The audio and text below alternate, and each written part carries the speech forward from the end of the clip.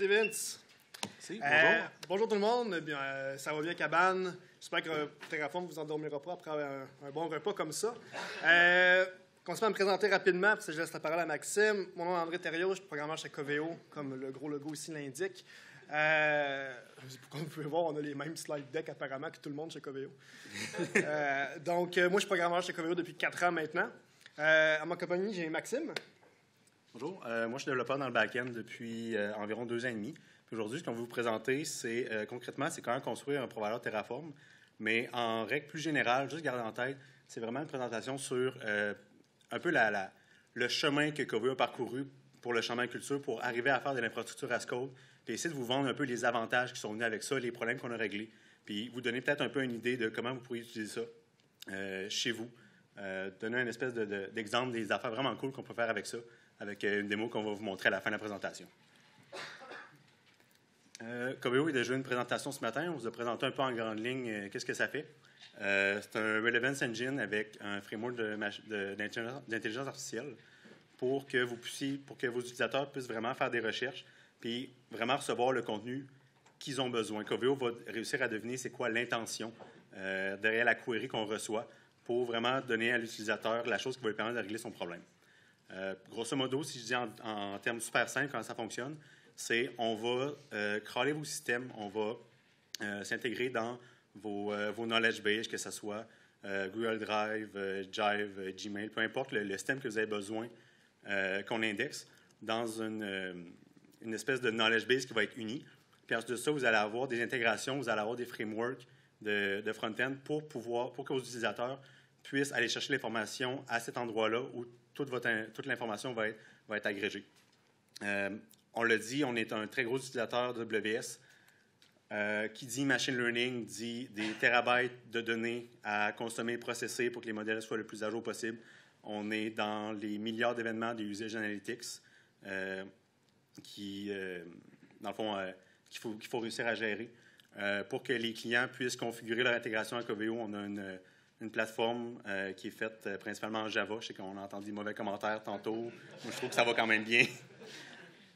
Avec au-dessus d'une vingtaine de microservices, la plateforme en production, on a plusieurs centaines de requêtes par seconde en temps constant. Donc, ça a vraiment des défis d'infrastructure qui sont importants pour réussir à supporter toutes ces choses-là. Puis, moi, quand je suis arrivé chez Coveo, il y a 3 ans, que je sortais de l'université, j'arrivais avec un petit peu naïf, que je me disais, je vais rentrer, je vais vraiment apprendre les choses, les règles de l'art, comment que les gens font dans l'industrie pour faire des choses aussi complexes, aussi gigantesques. Puis j'ai comme eu une espèce de petite désillusion quand je suis arrivé tout de suite au début. On ressemblait un peu à ça. Si je vous donne un peu l'exemple du process, il y a 3 ans, si un développeur voulait faire un changement en production, il fallait écrire dans un document qu'on appelait un Jira de config exactement qu'est-ce qu'on voulait faire, quelle valeur il fallait qu'on mette à quel endroit, où est-ce que la personne qui avait les droits de faire les modifications devait cliquer dans le UI. Des fois, on linkait des screenshots pour dire c'est cette box-là qu'il faut que tu ouvres. Puis, quand on arrivait pour la mise en production, qu'on faisait évidemment la fin de semaine de nuit parce qu'on n'était pas capable de faire des relais sans impacter nos clients, c'était des personnes comme mon collègue qui est Martin Ouellette là-bas, qu'à 2 heures du matin, il arrivait, il y avait la pile de tous les documents que les développeurs avaient écrits pendant la suite de release, puis c'était lui qu'il fallait qu'il réussisse à faire le jeu de téléphone arabe, à déchiffrer qu'est-ce qu'on voulait faire, à compléter les informations incomplètes. Puis à 3 heures du matin, à flipper des tables parce que, par exemple, moi, j'avais oublié de mettre une étape importante, puis ça ne fonctionnait pas. On a réalisé que ça n'allait pas réussir à survivre dans le temps. Coveo a fait un changement de culture puis un changement technologique assez agressif, je dirais assez drastique, vers l'infrastructure as code. Il y a des gens qui ont parlé de CloudFormation, j'ai entendu Terraform un peu flotter tantôt. Je pense que les gens sont relativement familiers. Mais pour donner une espèce d'exemple vraiment minimaliste de qu'est-ce que c'est l'infrastructure as code, les 2 fenêtres que vous voyez, à gauche et à droite, sont strictement équivalentes. Que ce soit, vous pouvez aller pour ceux qui connaissent DigitalOcean, vous pouvez créer ce qui est une droplet, qui est un mini-serveur web. Vous pouvez penser à une EC2 sur Amazon, ou je pense que c'est une virtual machine sur Azure, ou quelque chose comme ça. Quelque chose comme ça, oui. Peu importe. Les 2 fenêtres sont strictement équivalentes. Dans une, on a la façon manuelle de créer notre droplet, de choisir notre région, de choisir c'est quoi la taille qu'on a besoin, etc., etc. Tandis qu'à gauche, on peut seulement décrire qu'est-ce qu'on a besoin, puis en l'ayant décrit, si vous avez plusieurs environnements, vous avez plusieurs régions, vous avez besoin de faire plusieurs déploiements dans le temps, vous allez toujours pouvoir réutiliser ça. C'est pour ça qu'on écrit du code, c'est pouvoir le réutiliser pour pouvoir suivre son évolution dans le temps. Et c'est le même principe quand on passe avec de l'infrastructure as code. Quand on a fait le switch, c'est venu avec une panoplie d'avantages. Des phrases que j'entendais à peu près au day-to-day, à toutes les fois qu'on faisait une release, qui ont comme soudainement disparu quand on a commencé à faire ce changement de culture-là. Par exemple, l'exemple de on fait une mise en production, tout d'un coup ça explose, puis il y a quelqu'un qui se met à crier, genre pourtant ça marche en dev, je ne comprends pas ce qui se passe. Étant donné que c'est du code qui va être la même chose, qui va être déployé à tous les endroits, vous allez vraiment réduire l'asymétrie entre vos environnements. Vous allez vraiment réduire cette espèce de petit facteur humain qu'il y a des mini-différences qu'on pense qui ne sont pas graves, mais ça finit que ça fait la différence entre quelque chose qui fonctionne du premier coup puis quelque chose qui fait juste exploser, puis là, tout d'un coup, vous êtes down. Une autre chose, c'est côté efficacité. Je l'ai dit, là, quand même longtemps, on faisait les déploiements de nuit, ça prenait peut-être entre 4 et 8 heures à 4 gars dans une salle pour réussir à faire un déploiement. En passant à l'infrastructure as code, de nos jours, c'est les développeurs qui gèrent leurs propres produits de A à Z. Puis un déploiement, on appuie sur un bouton, on laisse des alertes, on laisse un monitoring dans un écran pour être sûr qu'il n'y a rien qui se passe. Tout le système le fait à 100 puis après peut-être une dizaine de minutes, c'est terminé. Je peux continuer de travailler sur mes features. Je peux continuer à faire ce que je veux faire pour de vrai, c'est-à-dire améliorer le produit, faire du code, faire des choses qui vont être utiles pour les clients. Une autre chose, ça, si vous entendez souvent ça dans votre entreprise, par exemple, dans le temps des fêtes, on vient d'avoir des vacances, il y a quelque chose de critique, il y a quelque chose qu'il faut modifier. Il y a une seule personne qui sait comment ça marche, ça donne qu'aujourd'hui, elle n'est pas là. Avec l'infrastructure as code, vous pouvez avoir des code reviews, donc vous pouvez partager le knowledge dans votre équipe, dans votre compagnie. C'est possible de voir les changements qui vont être appliqués, c'est possible de tracer dans le temps comment votre infrastructure elle va évoluer. Puis aussi, étant donné que c'est du code, c'est beaucoup plus concis. Ouvrir votre projet versus d'ouvrir le UI d'AWS ou de votre cloud provider, puis d'essayer de suivre tout le chemin de qu'est-ce qui est relié à quoi, qui utilise tel ELB, etc. C'est beaucoup plus difficile versus quand vous avez un projet que vous pouvez suivre d'un bout à l'autre puis voir un peu les relations entre vos ressources. Puis, dernier gros avantage que je veux parler, puis ça vient avec une anecdote, c'est rollbacker l'infrastructure, si vous faites ça à bras, c'est à peu près impossible. 3/4 du temps, vous allez juste empirer le problème, vous allez juste essayer de modifier des choses, vous allez juste briser d'autres systèmes à côté en essayant de paniquer puis de dire « il faut que je le fixe, il faut que je le fixe », vous allez juste empirer les choses. Petite anecdote qui est arrivée juste un petit peu avant les fêtes. Puis ça fait à peu près 1 mois que je me garde, que j'essaie de ne pas la dire à mes collègues, je voulais la réserver pour aujourd'hui. Puis ça arrive aussi des fois, je ne sais pas si ça vous est déjà arrivé, vous avez comme une gaffe à dire à quelqu'un, vous avez quelque chose d'embarrassant, fait que vous attendez d'être en public pour, comme, je ne sais pas, avec vos amis, votre chum blonde. J'ai mon boss qui est juste ici. Fait que c'est aujourd'hui que ça se passe. C'est là que ça se passe? Oui. Le mercredi, juste avant le début des vacances du temps des fêtes, où est-ce que tu as comme la fébrilité, les vacances s'en viennent, tout le monde essaie de closer le dossier, tout le monde essayait de... On voulait faire des petites releases, on voulait juste comme fermer les couvercles pour s'en aller avec l'esprit en paix. Une de mes tâches, c'était de déprecater dans notre environnement staging un système qui n'était plus utile. Il fallait juste que je fasse le ménage, que j'arrache qui n'était plus utile. Je me suis trompé. J'étais pas dans le bon contexte. Je sais pas ce qui s'est passé. J'ai vraiment rien vu aller. J'ai fini par arracher toute notre infrastructure d'authentification pour la plateforme dans l'environnement. Fait qu'il n'y a plus aucun microservice qui pouvait se parler entre eux autres. Il n'y a plus aucun user qui existait. Il n'y a plus aucun système externe qui pouvait parler à la plateforme. C'était pas mal. C'est un des cornerstones, c'est un des bouts les plus importants, puis il n'existait tout simplement plus du tout. En staging. Oui, c'est en staging, c'est pas en prod. Mais ça bloquait quand même toutes les releases de code client jusqu'à ce que ça soit fixé. C'est pas critique, mais c'est quand même, c'était pas une bonne shot. Si on avait encore été dans le UI de AWS, qu'on n'avait pas changé nos façons de faire, puis qu'on était encore à l'ancienne méthode de téléphoniste, je serais probablement encore en train d'essayer de réparer ma gaffe parce qu'on trouverait des petites affaires de temps en temps. Peut-être. En ayant refait toute notre infrastructure as code, ça a pris quelque chose comme 4-5 lignes de commande. Je me suis updaté sur le change chat qu'il y avait en staging pour ce projet-là. J'ai refait un déploiement, j'ai restauré un backup de BD. Ça a pris environ 20 minutes, tout était running, puis j'ai beaucoup de collègues dans la salle. La plupart ne savent même pas que l'environnement était down cette journée-là. Mais c'est juste, je pense qu'il n'y a aucune façon de comprendre plus la différence et les avantages que ça vous donne de faire ce changement de mentalité-là que le jour où est-ce que le système vous sauve pas mal la peau du cul. Fait que ce qu'on utilise, c'est pour faire ça, puis ce qui m'a en fait sauvé avant les fêtes, c'est Terraform.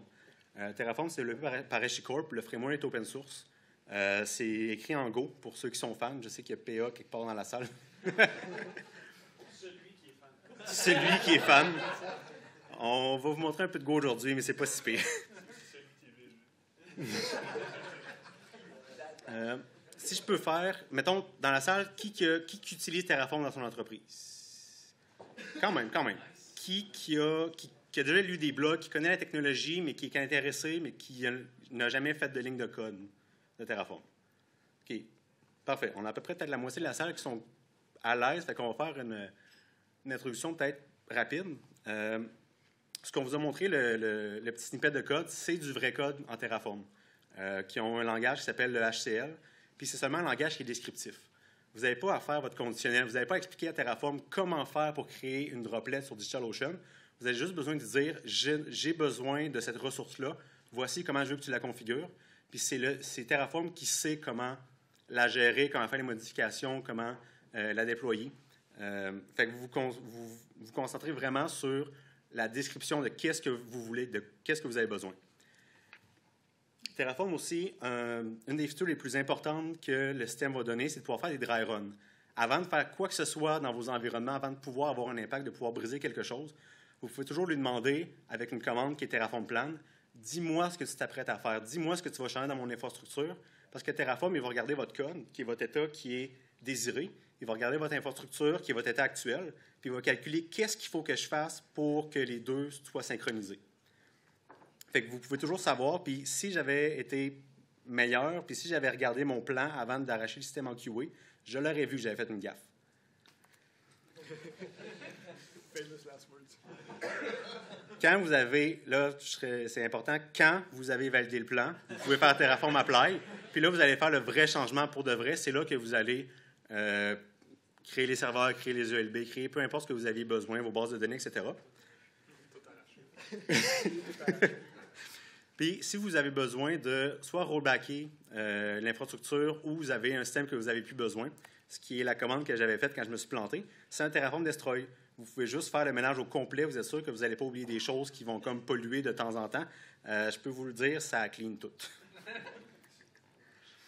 Puis, la raison pourquoi, dans Terraform, vous avez juste besoin d'expliquer qu'est-ce que vous voulez et pas comment le faire, c'est parce que toute la logique qui a cette connaissance-là pour s'intégrer au système externe que vous essayez d'automatiser, c'est encapsulé dans ce qu'on appelle le provider. Il y a des centaines de providers qui sont maintenus par la communauté, qui sont open source, que vous pouvez aller lire, que vous pouvez utiliser. On pense souvent, quand on automatise l'infrastructure, seulement son cloud provider, que AWS, Azure ou peu importe. Souvent, les gens ne font pas l'espèce de petit step plus loin de se dire que vos dashboards, Grafana pour vos alertes, pour votre monitoring, c'est l'infrastructure, ça aussi. Il y a un provider qui existe, qui sait comment s'intégrer à Grafana. Vous avez juste à décrire ce que vous avez besoin. Vos users dans vos bases de données, j'espère que vous utilisez des users de service, que vos applications ne sont pas en admin ou avec les contrôles. Il faut que vous créez des grants, il faut que vous créez des credentials pour tout ce beau monde-là. Il y a un provider MySQL, vous n'avez pas besoin de faire ça non plus. Il y a vraiment comme énormément de ressources qui existent. Mais ce qu'on veut vous montrer aujourd'hui, ce qui est le but de la présentation, c'est qu'est-ce qu'on fait un jour où j'ai besoin d'automatiser un système que malheureusement, il n'y a rien qui a déjà été fait. Il n'y a rien sur GitHub. Il n'y a pas quelqu'un qui a fait un provider pour moi pour abstraire toute cette logique-là puis me simplifier la vie. Puis j'ai besoin de me mettre vraiment les mains dans le go. On va vous montrer comment ça peut fonctionner. Puis on va faire un tout petit provider vers la plateforme Coveo que vous allez voir qui va être nécessaire pour faire fonctionner la démo. La démo va être en deux parties. On va avoir la première où on va faire un déploiement, puis ça ne fonctionnera pas, on vous le dit d'avance, parce qu'on n'aura pas le provider pour Coveo. Fait qu'on va montrer au début juste du Terraform le plus basic, le plus bare bone que vous allez pouvoir voir si vous regardez n'importe quel blog post. On va vous exposer c'est quoi la limitation qu'on essaie de régler, puis ensuite on va vous montrer comment faire le provider pour réussir à avoir quelque chose qui est 100% automatique.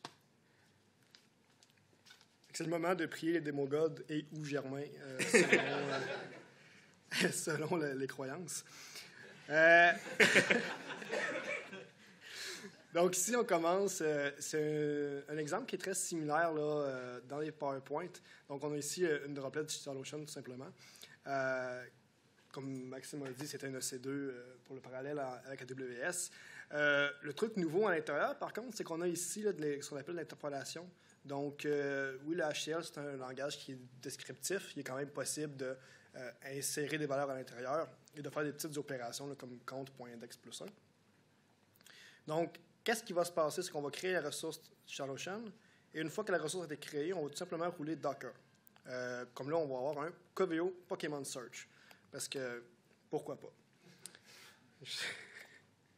Donc, première commande, on va y aller vraiment avec le Terraform Plan pour être certain de qu'est-ce qu'on s'apprête à faire. Donc, ici, Terraform nous dit, je vais créer une droplet et je vais aussi créer une clé SSH, tout simplement pour se connecter sur la droplet par la suite. On a plein de fields ici qu'on n'a pas vraiment encore parlé, qui s'appellent des fields qui sont computed. Tout simplement, ça, c'est des fields où est-ce que Terraform ne connaît pas encore la valeur de ce field-là. Quand on crée une droplet ou on crée une EC2, on ne connaît pas l'ID de cette EC2-là avant de la créer. On ne connaît pas non plus l'IPv4 de cette droplet-là. C'est quelque chose que le service va nous retourner. Donc, c'est quelque chose, c'est des valeurs que Terraform va devoir aller récupérer par la suite. On est confiant. YOLO. On va appliquer la modification. Encore une fois, il nous le répète. Est-ce que tu es certain? Oui. Et ça va démarrer. On peut aller voir rapidement sur DigitalOcean. On va voir, si je rafraîchis, qu'on va avoir une droplet qui va être en train de se provisionner, qui s'appelle Pokémon Search 1. Donc ça, c'est en cours. Puis il y a Terraform ici encore là, qui est bloquant. Je ne vais pas expliquer exactement qu'est-ce que Docker ça fait quand il va faire Docker Run, mais le contenu de ce Docker-là est tout simplement une app en Node.js qui va se connecter, dans le fond, à un account Coveo qui contient un index pour la liste de tous les Pokémon qui existent sur la Terre. C'est la meilleure utilisation que j'ai pu trouver pour une démo d'une stack aussi.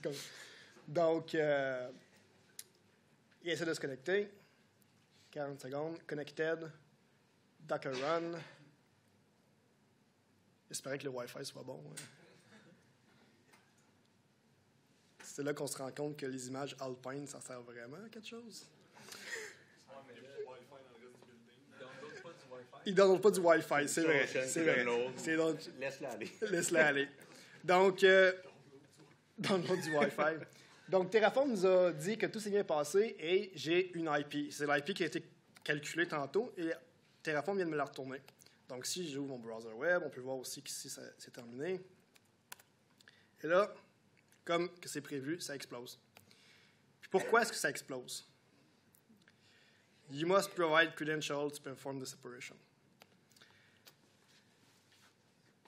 Là, ça serait simple. On peut se dire, je vais retourner ici, parce que mon Docker prend une variable d'environnement qui est une Coveo API Key. Je me suis dit, bon, je peux juste aller dans la plateforme Coveo. Je peux même créer une API Key, la foutre là-dedans, ça va marcher. Oui. Le problème, c'est que en faisant cette petite opération-là manuellement, ben, tu viens de scraper un peu tout le travail que tu as fait pour terraformer tout le reste. Parce que ça ne va jamais marcher de A à Z sans cette petite opération-là. Puis si tu as besoin à un moment donné de 5 serveurs, ça va prendre 5 clés, ben, c'est 5 fois plus chien, et ainsi de suite. Quand tu es rendu une infrastructure où est-ce qu'il y a 1000 serveurs, 2000 serveurs, ça ne se cale plus. Ou ben non, si toi, tu es en vacances puis quelqu'un doit le faire à ta place, good luck. Donc, peux-tu rajouter quelque chose? J'ai bien fait ça? Non, c'est parfait. C'est parfait comme ça? Good. La démo. Parfait. Donc là, on a un state qui ne fonctionne pas. Puis, c'est à cause des secrets. Une secret, il y a quatre phases un peu de la gestion des secrets là, que tout le monde, je pense, ici, a déjà traversé dans sa vie. Là. On arrive au cégep, on se dit communiquer avec une API, c'est vraiment simple. What could go wrong? Je vais mettre ça dans le code. C'est là que ça va. De toute façon, c'est le code qui fait l'API call. Là, à un moment donné, tu vieillis un peu et tu te dis j'ai peut-être besoin de la changer. J'ai peut-être un environnement de dev, un environnement de production. Je vais mettre ça dans un fichier de config, dans le code. Là, après ça, il y a un gourou qui vient te voir et qui te dit on devrait peut-être la mettre dans l'infrastructure. Au moins, l'infrastructure de production est sécurisée. Tu n'as pas les creds sur ton poste. La vie est belle. Puis si tu vas aller plus loin, après ça, tu as Vault, Amazon Parameter Store, etc., aussi, que c'est de l'infrastructure, qui sont plus des moyens plus spécialisés là, de gérer des secrets. Je ne sais pas s'il y a d'autres qui ont déjà vu c'est quoi le problème avec ça. Je viens de dire que mettre des secrets dans le code, c'était pas bien. De mettre ça dans l'infrastructure à place. J'ai dit que l'infrastructure, c'était rendu du code. Puis là, ben, ça marche pas. T'sais. On revient exactement au même problème. Je veux dire, je peux mettre ma clé d'API directement dans mon fichier Terraform. Le fichier Terraform est committé. Ben, c'est la même chose. Il y a plusieurs types de secrets dans une application. Il y a des clés SSH, des comptes utilisateurs de database, comme Maxime a mentionné, des clés d'encryption, des clés d'API. La beauté des secrets comme ça, c'est que la valeur de ce secret-là, c'est-à-dire la value en tant que telle, en tant que programmeur, on s'en fout un petit peu. La seule importance, c'est que la clé SSH, la version que tu as sur ton poste, soit exactement la même que sur le remote. Pareil pour les comptes utilisateurs de database, que l'account s'appelle David ou s'appelle Service Account 023, ça ne change pas grand-chose. Tant que tu as la bonne valeur, puis que lui aussi a la bonne valeur, que les deux valeurs matchent, l'actual value, on s'en fout. Pareil pour les clés d'encryption puis les clés d'API. Donc, c'est tous des trucs qui peuvent être automatisés, en fait. Je veux dire, pour une clé SSH, il n'y a personne ici, je pense, qui va se taper de faire le calcul mathématique pour se faire une clé SSH. Si oui, ben, écoute, change de présentation, là. Je veux dire, bravo. Sinon, je veux dire, pareil pour Postgres ou peu importe. Je veux dire, il y a quelqu'un qui a créé cette clé-là. Ce travail-là peut être automatisé. Les clés d'encryption, il y a moyen de faire de quoi de random aussi. C'est ça. Comment ça se traduit en Terraform? Pour les clés SSH, il y a toujours moyen de faire exécuter la génération d'une clé SSH sur un poste local ou bien d'aller récupérer cette valeur-là sur un service externe comme S3 ou Parameter Store. Les comptes utilisateurs, il y a toujours moyen là, d'utiliser dans Terraform soit le provider MySQL ou Postgres pour créer ces comptes-là, créer ces rôles-là. Donc, on n'a pas besoin à ce moment-là vraiment d'écrire « create user ». Tu fais juste dire à Terraform « je veux un utilisateur et son nom que je vais référer via une variable, je vais l'utiliser dans telle autre ressource ». Pareil pour les clés d'encryption, il y a un provider assez spécial dans Terraform qui est un random provider, que lui, son seul et unique travail est de faire une string random. Donc, c'est toujours utile pour, justement, peut-être générer des passwords aléatoires, générer des clés d'encryption, etc. Mais quand on arrive aux clés d'API, puis aux secrets, aux auth, etc., malheureusement, ça va vraiment dépendre du système externe sur lequel vous voulez vous connecter. Comment est-ce que Coveo gère ses clés d'API versus comment est-ce que Twilio ou DigitalOcean ou n'importe quel système que des API gèrent leurs clés d'API, c'est différent. Ils vont tous avoir un UI pour générer la clé. La plupart vont avoir un API pour aller la générer. Et Terraform ne va pas savoir, lui, exactement comment dealer avec ça. Au même titre que Terraform ne sait pas comment dealer avec Coveo. Yet. Donc, on parle beaucoup de providers, mais ce qui est important de comprendre, c'est qu'il est possible de faire des custom providers. Terraform est vraiment construit sous la mentalité que c'est des plugins, en fait. On peut ajouter des plugins, on peut ajouter des providers pour justement y permettre de connaître ces différents systèmes-là, de permettre de connaître d'autres façons de faire. C'est comme Maxime a mentionné, on n'essaie jamais de dire à Terraform comment créer la ressource. On dit toujours à Terraform, voici l'état que je veux, deal with it. Donc, il y a quelqu'un qui a fait à quelque part la poutine pour dire, OK, voici ce que lui veut, voici le code que tu as besoin. Cette poutine-là est faite en Golang, comme Terraform. On ne va pas essayer de parler des pros et des cons de Golang. Ça va prendre une conférence juste pour ça.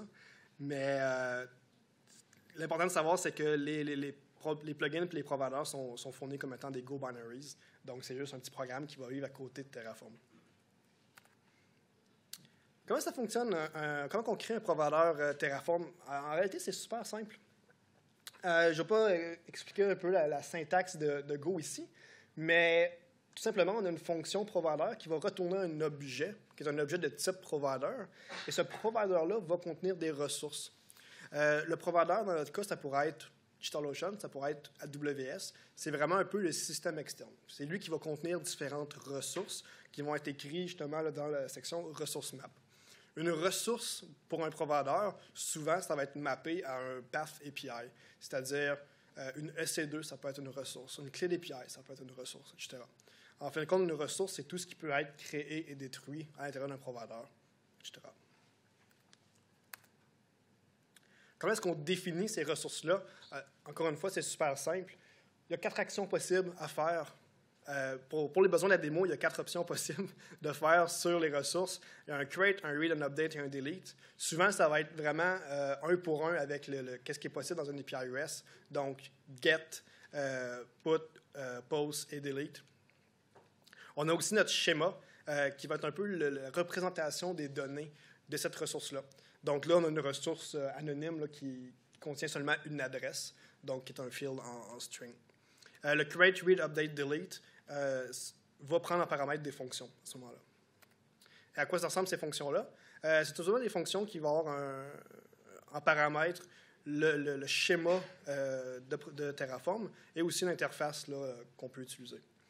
Typiquement, ce qui va arriver, c'est là que la magie puis que la poutine va un petit peu arriver. C'est là qu'on va dire à Terraform les étapes à faire pour créer le type de ressources. Il y a plusieurs compagnies qui font des toolkits en différents langages. Pour ceux qui ont déjà utilisé AWS ou même DigitalOcean, c'est facile d'aller sur GitHub et de trouver la library en Go pour AWS. C'est facile de trouver la librairie en Go pour près n'importe quel système. Quand ces librairies-là existent, ça devient extrêmement trivial de faire un provider Terraform. Parce que la partie complexe de créer un EC2, par exemple, vient d'être abstraite par ce toolkit-là. Pour le toolkit en Go ou même en Node.js ou peu importe, ça se limite un peu ou presque à faire new EC2, puis il y a une EC2, il faut que tu sois connecté, mais il y a une nouvelle EC2. Il n'y a pas besoin de faire tout ce truc-là manuellement.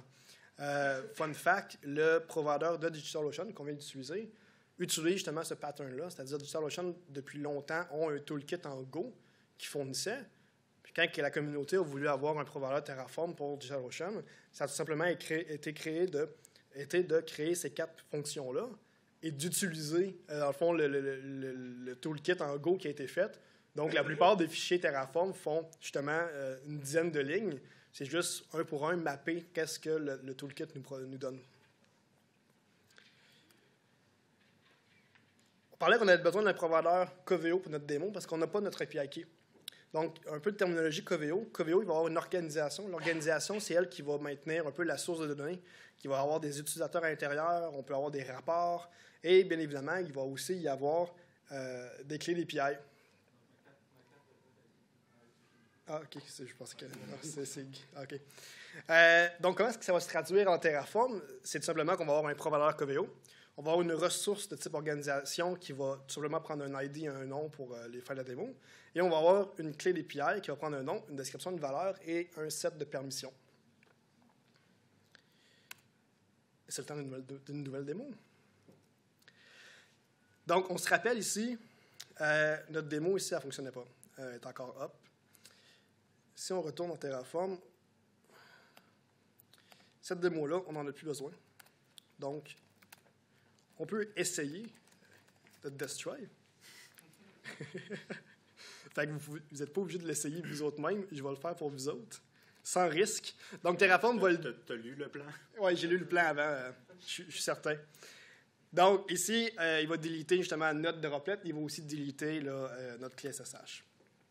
Ça devrait être assez rapide. Pendant ce qu'il fait ça, on va aller voir notre provider Coveo. Donc, ici, c'est le même principe. On a un provider. Puis, encore une fois, c'est une fonction qui va nous retourner un provider avec des ressources. Ici, on a simplement la ressource qui est une Coveo API Key. On a aussi une data source qui est tout simplement une ressource en read-only de type Coveo organisation. Les définitions pour ces ressources-là sont inscrites ici. Donc, c'est le même pattern qu'on vient de voir, c'est-à-dire on a une ressource avec son schéma et les 4 actions qui sont disponibles. Dans le schéma de la ressource, il y a un petit peu plus de choses. C'est essentiellement la même chose. Description, display name, privilège, organization ID et value. Pour les fins de la démo, j'ai créé justement un client Go qui va s'occuper de connecter aux API de Coveo. Ce que ça fait en arrière de la couverte, si on va voir rapidement, ça va juste être un put ou un post en conséquence. C'est rien de bien sorcier. Donc, qu'est-ce qui se passe? dans l'exemple d'un read, on va aller chercher cette ressource-là via son Organization ID et on va la donner chacun des éléments du schéma à Terraform pour que Terraform puisse populer son state. On peut regarder ici, même chose, API key, ressource create, ça va être le même principe. C'est juste que ça change d'ordre un petit peu, mais essentiellement, on va encore une fois créer notre objet, on va appeler l'API de Coveo, un coup qui est revenu, on va updater nos valeurs et passer à autre chose. Et même chose pour delete. Une petite trick avec Terraform, quand on indique que l'ID de la ressource est nul ou juste empty string, à ce moment-là, ça va indiquer à Terraform que cette clé d'API-là n'existe plus, qu'elle a été déletée. Donc ça, on va voir comment ça va se traduire ici. Donc, destroy completed, tout se passe bien. On va aller voir. J'ai un nouveau fichier ici, coveo.tf.temp, que je vais renommer pour qu'on puisse l'utiliser maintenant. Et ça va être les informations. Donc, on a notre provider Coveo. On a ici notre organisation de type data. On fait juste référencer le display name. Je dois être sûr qu'il n'y ait personne chez Coveo qui délite mon org.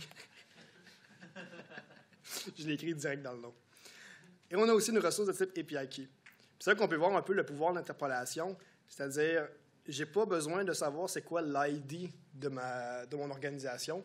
L'ID d'une organisation chez Coveo, ça commence par Cabanio, puis après ça, il va y avoir un GUID par la suite.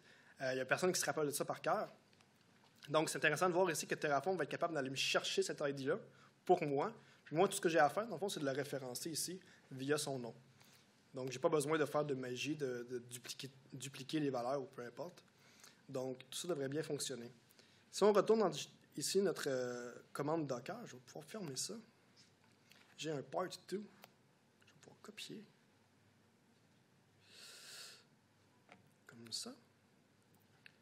C'est pas vrai que j'allais me taper ça au complet. Donc, c'est exactement la même commande. La seule différence, c'est qu'ici, on va y passer une variable d'environnement qui est une Coveo API key. Puis, ça ici, ça fait tout simplement référencer l'API key qu'on a créé dans l'autre fichier. Donc, pas besoin de la copy-paster, pas besoin de faire de magie ou de l'écrire directement dans le code. Puis aussi, le truc le plus important, c'est que la valeur n'existe pas à nulle part. On a juste une référence à une instance d'API key. Une petite distinction que je peux ajouter, c'est vraiment ça, c'est une nuance qui est quand même importante. Là, c'est, en ce moment, on n'a aucune idée c'est quoi la valeur de l'API key, mais on peut déjà la référencer. Fait que si vous avez à déployer quelque chose qui est plus gros qu'une démo que 3 ressources, si vous avez une vraie infrastructure de production qui a des milliers de choses, puis vous avez une mise en prod qui a besoin de créer 300 ou peu importe le nombre de composants que vous avez à modifier, Terraform, la puissance du framework, c'est qu'il va réussir à faire tout le graphe des dépendances entre les choses pour calculer pour vous exactement dans quel ordre il faut que les choses soient créées, modifiées, détruites pour que tout fonctionne. C'est, en termes d'abstraction, en termes de complexité, ça l'enlève pour vous en tant que développeur. C'est vraiment gigantesque de pouvoir référencer des valeurs qui n'existent pas déjà, qui vont être générées au moment de l'application. Donc, on peut voir ici dans Coveo, on n'a aucune idée, on n'a pas d'API key, excusez-moi. Donc, on va aller dans Terraform. Maintenant qu'on est confiant, on va faire un autre apply. C'est votre plan? Je vais faire un plan avant lui. Non, mais c'est bon, il a appris. Il a appris. Évidemment, les demo gods ne sont pas contents, on dirait bien. Germain, il faut prier. Invalid memory address. OK. Je vais répondre à une question que je vais avoir probablement à la fin du talk. Pourquoi ça a planté? Puis c'est aussi... c'est quoi ce fichier-là? Regardez-le pas. Ça, c'est un shortcut que j'ai fait pour la démo. Fait qu'on va juste aller chercher. Parce que j'ai pas en ce moment mon token. Il est qui est mon token? Voyons, je l'ai-tu manqué? Il est mon token? Check token. Oui, oui.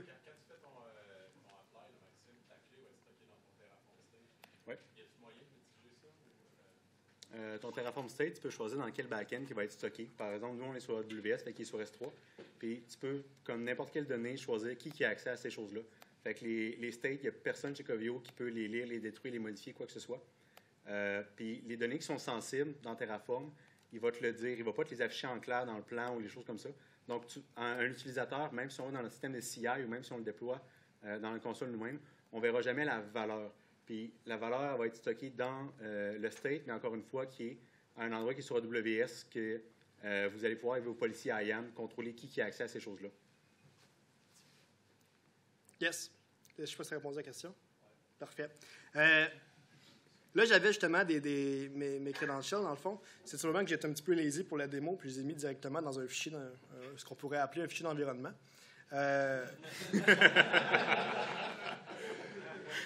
La façon clean de le faire, c'est-à-dire pas comme ce que je viens de faire, c'est Terraform est capable de lire vos fichiers d'environnement.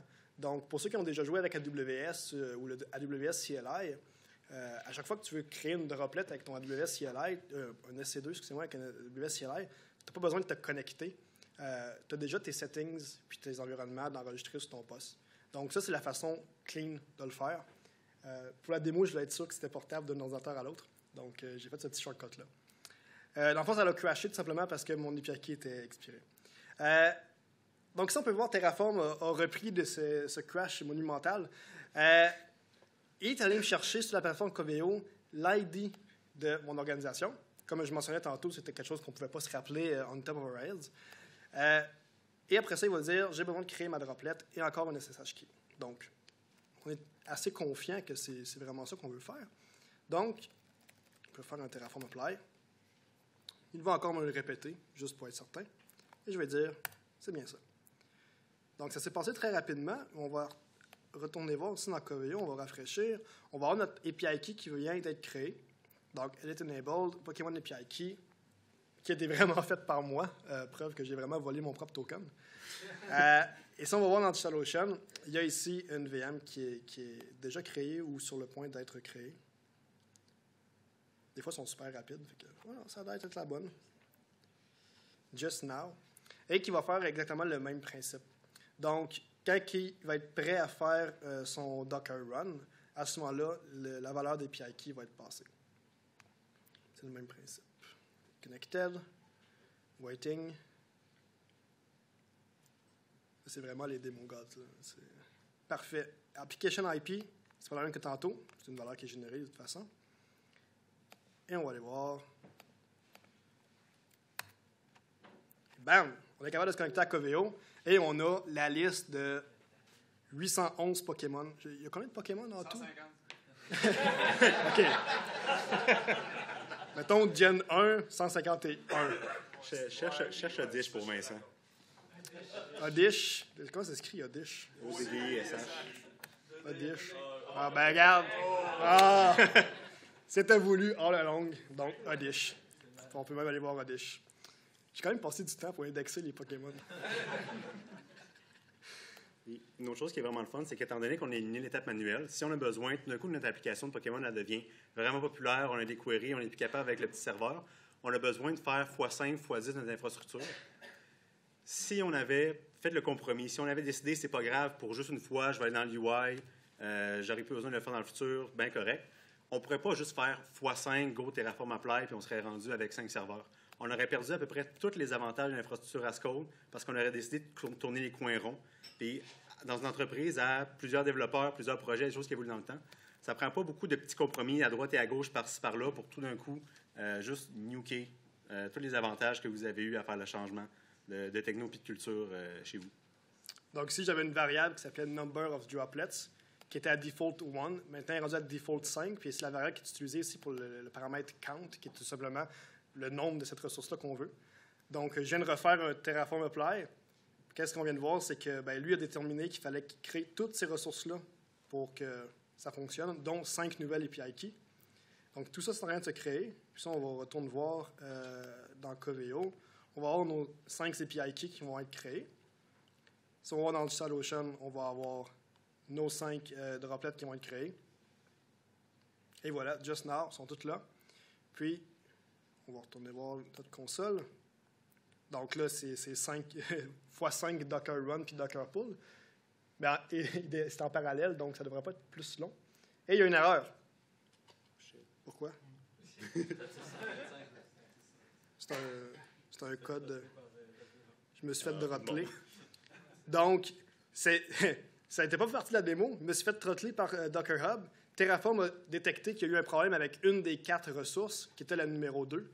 Donc, il a tendu la ressource. Tendu, oui, excusez-moi. Il a tendu la ressource pour dire, il y a quelque chose de pas correct qui s'est passé avec celle-là. Donc, elle a un drôle de state.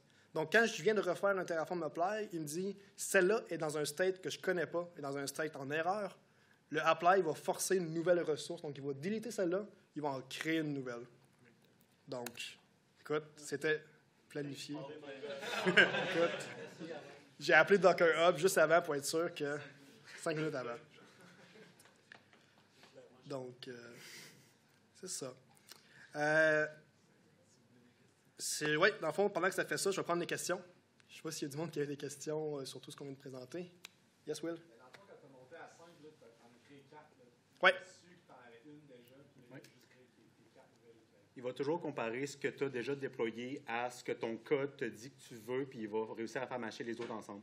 Fait que le plan, si on remonte probablement que dans le nombre de ressources web, on les calculerait, ça aurait été comme 4 x 3, fait qu'il aurait vraiment juste créé ce que tu as besoin. Puis c'était ça, ma question, c'était, vous n'utilisez pas le encrypt avec la clé KNS pour encrypter vos state files sur S2? Bien, pour la démo, non. Non, je sais. Est-ce que vous utilisez Chez Coveo, oui. Ouais. Tout est encrypté. En fond, pour ceux qui ne savent pas exactement comment ça fonctionne, Terraform, puis comment est-ce qu'il a pu savoir justement qu'il y avait une des ressources qui n'était pas créée, c'est que Terraform va avoir son... Bon, c'est... Je me suis vraiment fait dropper, je pense, pour cette ressource-là. S'il y a d'autres démos qui ont besoin de Docker, Vous êtes faites, là, vous êtes faites. Ouais. Mais... donc, ça, Terraform garde son fichier de state. C'est un fichier d'état où est-ce que lui va savoir qu'est-ce qui a été créé, qu'est-ce qui n'a pas été créé, puis les valeurs qui ont été computed aussi. Donc, c'est pour ça qu'il n'y a pas besoin d'aller les rechercher à ce moment-là. Comme là, on a nos 5 API, il y en a un de les 5 que Docker n'a pas exécuté, fait que ça va être roulette russe ici. Je vais prendre celle-là, puis théoriquement, on va avoir... C'était pas celle-là? Ça marche. Puis, supposons justement, là, on veut tout ça, ben, c'est avoir plein de machines. Ça coûte de l'argent, on n'en a plus besoin. Terraform Destroy, à ce moment-là, on n'a plus besoin de tout ça. Êtes-vous sûr de vouloir déliter tout ça? Il n'y a pas rien d'authentification là-dedans, c'est parfait. On peut tout détruire ça. Donc, si on retourne voir ici dans API Keys, à ce moment-là, il n'y aura plus rien. Oh, ben... un petit peu de temps. Il n'y aura plus rien. Il n'y aura plus rien. Les droplets, à ce moment-là, ben, ils vont disparaître une après l'autre quand ça va être prêt. Et voilà. Je ne sais pas s'il y avait d'autres questions. Yes? Peux-tu destroyer seulement une partie de ton infrastructure, mais pas toute, comme Ouais. 3 sur 5? Ouais. Dans ce cas-ci, supposons 3 duplicats de la même ressource. À ce moment-là, on pourrait juste changer la variable à place de dire j'en veux 5, j'en veux 3. À ce moment-là, lui, la 4e et la 5e, il va les discard. Généralement, si tu veux faire évoluer un projet dans le temps, si, mettons, une ressource que tu n'as plus besoin, mais tu ne veux pas nécessairement genre nuker ton projet au complet, tu fais juste enlever la définition de la ressource. Terraform va regarder, il va dire, ben, tu as ça dans ton compte AWS, mais tu n'as plus ça dans ton code, fait que tu ne la veux plus. Puis il va savoir exactement qu'est-ce qu'il y a à déliter. Le destroy, c'est vraiment l'espèce de dernier moyen, là, vraiment faire le ménage à 100%. Mais sinon, c'est juste des différences entre tes releases qui vont regarder le code puis qui vont voir qu'est-ce qu'il peut utiliser de ton bord. Yes? Pour tout ce qui est load balancing, est-ce que Terraform en demande des affaires de web ou c'est vraiment le provider qui fait ça? Terraform, lui, c'est vraiment juste, il va appliquer la configuration. Donc, quand on parle d'autoscale puis de load balancing et tout ça, à ce moment-là, typiquement, ça prend un système qui est running en ce moment, qui va analyser ton infrastructure. Terraform, un coup que l'application est faite, c'est plus sa job. Comment est-ce que ça va fonctionner, par contre? C'est dans le principe, Terraform, lui, peut créer un auto-scaling policy dans AWS, puis c'est la policy qui va gérer ça.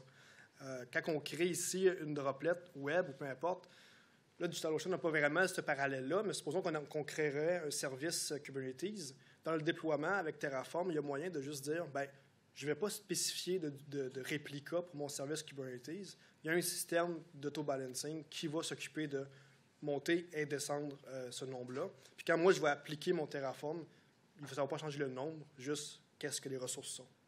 Donc, c'est un peu un parallèle. Yes. Quand tu as fait ton déploiement à 5 machines et qu'il n'a pas marché parfaitement, Oui. tu pu dire, j'aimerais ça retourner à la version où j'avais une machine sans aller changer la variable.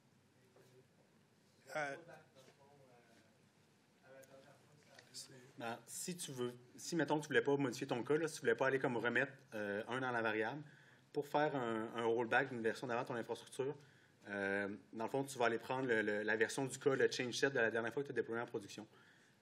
Tout dépend, peu importe comment tu fonctionnes, si tu fonctionnes avec des tags, des feature branch, tu as une branche de production comment ça fonctionne. Chez Coveo, ce qu'on fait, c'est qu'on package nos releases. Donc, tous les artefacts qu'on va faire dans une mise en prod pour un produit vont être packagés dans quelque chose qui va être immuable. Si un jour je veux rollbacker une version quelconque, je fais juste redéployer le package que lui, il va avoir la version du code figée qui va déjà avoir le 1 dedans.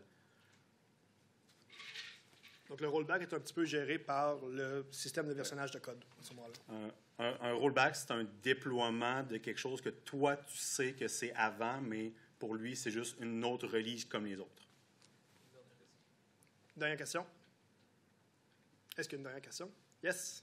Comment vous avez commencé à écrire ça chez Coveo? Est-ce que tu fallait que tu décrives toute ton infrastructure d'un coup? Tu avais commencé à détruire toutes les machines? Tu fais ça ressource par ressource. Le provider, si je ne me trompe pas, il est sur GitHub ou pas celui-là? Celui-là, il n'est pas sur GitHub, non. Tu peux y aller ressource par ressource. On utilise des providers custom pour d'autres types d'implémentation chez Coveo. Puis les personnes, c'est au fur et à mesure, s'ils n'ont pas ce qu'ils ont besoin là, un peu comme quand on a eu la présentation ce matin, quand tu ouvres un fichier en JavaScript, ben, c'est ta job de le convertir en TypeScript. Ben, on a des providers où si la ressource que tu as besoin n'existe pas, ben, c'est ta job de juste la faire, puis après ça va être disponible à tes collègues ou peu importe, elle va être disponible sur GitHub Open Source pour le reste de la communauté.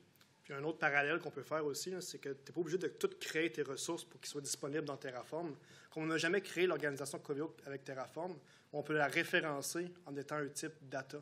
Donc, souvent, comme AWS, il va y avoir tous les types data pour les types de ressources qui existent et les types ressources. Donc, s'il y a une EC2 qui existe qui n'est pas gérée avec Terraform, tu peux quand même la référencer avec le tag data, avec son ID.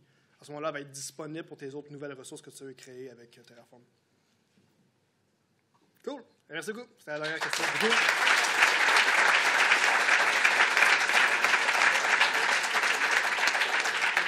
On va être au 5 à 7 aussi. S'il y a d'autres questions, peu importe, il n'y a pas de problème. Good job, les gars.